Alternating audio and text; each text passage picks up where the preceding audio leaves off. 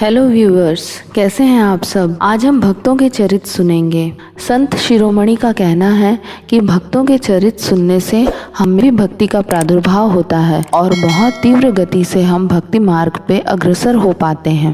तो आज हम सुनेंगे भक्त रघु कैवट के जीवन की एक लीला। भक्त रघु कैवट श्री जगन्नाथपुरी से 10 कोस की दूरी पीपली चट्टी ग्राम में रहा करते थे। उनके घर में उनकी स्त्री और बूढ़ी माता थी।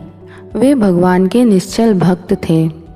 एक दिन रघु को लगा कि मानो नीलाचल नाथ श्री जगन्नाथ जी उनसे भोजन मांग रहे हैं। इससे उन्हें बड़ा आनंद हुआ। भोजन सामग्री लेकर उन्होंने कुटिया का द्वार बंद कर लिया। भक्त के बुलाते ही भगवान भला रुक सकते हैं। भाव के भूखे श्री जगन्नाथ प्रकट हो गए और रघु के हाथ से भोजन करने लगे। उधर उसी समय नीलाचल में श्री जगन्नाथ जी के भोग मंडप में पुजारी ने नाना प्रकार के पकवान सजाए। श्री जगन्नाथ जी के मंदिर से भोग मंडप अलग है। भोग मंडप में एक दर्पण लगा है।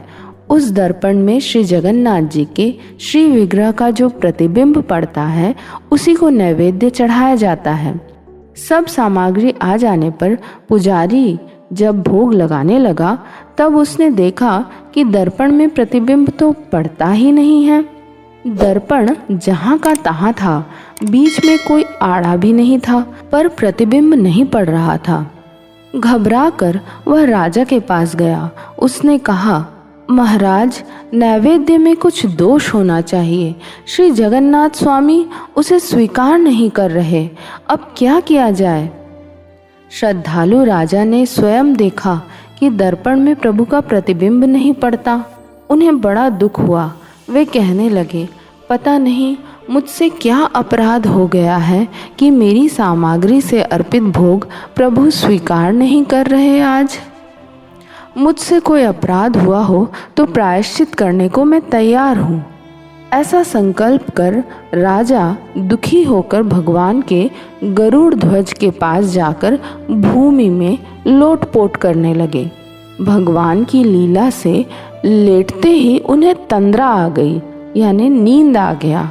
उन्होंने स्वप्न में देखा कि प्रभु कह रहे हैं, राजा, तेरा कोई अपराध नहीं, तू दुखी मत हो। मैं नीलाचल में था ही नहीं, तब मेरा प्रतिबिंब कैसे पड़ता।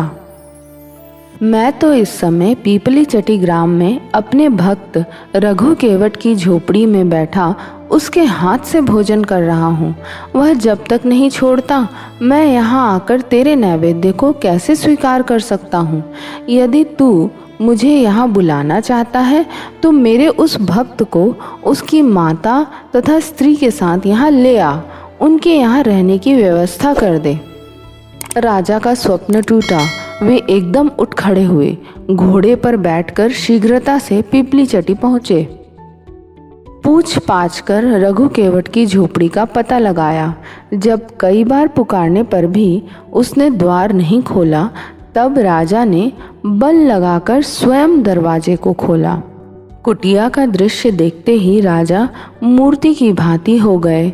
रोमांचित शरीर रघु सामने भोजन रखे किसी को ग्रास दे रहा है। रघु दिखता है, अन्न दिखता है, ग्रास दिखता है, पर ग्रास लेने वाले का मुख नहीं दिखता। राजा चुपचाप खड़े रहे। वह अज्ञात मुख तो जिस पे कृपा हो वही देख सकता है। सहसा प्रभु अंतर्ध्यान हो गए। रघु प्रभु के जाने के बाद जल से निकाली मछली के भांति तड़पने लगा। राजा ने जब देखा तो दौड़कर उसे अपनी गोद में उठा लिए। रघु को जब थोड़ी देर बाद होश आया और अपने को उसने राजा की गोद में देखा तो वो चकित हो गया। जल्दी से उठ के वो राजा को प्रणाम करने लगा। राजा ने उन्हें रोका और स्वयं पूरी नरेश होने के बाद भी उनके चरणों में प्रणाम किया। श्री जगन्नाथ की आज्ञा सुनकर रघु नीलाचल चलना स्वीकार कर लिया। माता तथा स्त्री के साथ वे पुरी आए। उनके नीलाचल पहुंचते ही भोग मंडप के दर्पण में श्री जगन्नाथ जी का प्रतिबिंब दिखाई पड़ने लगा।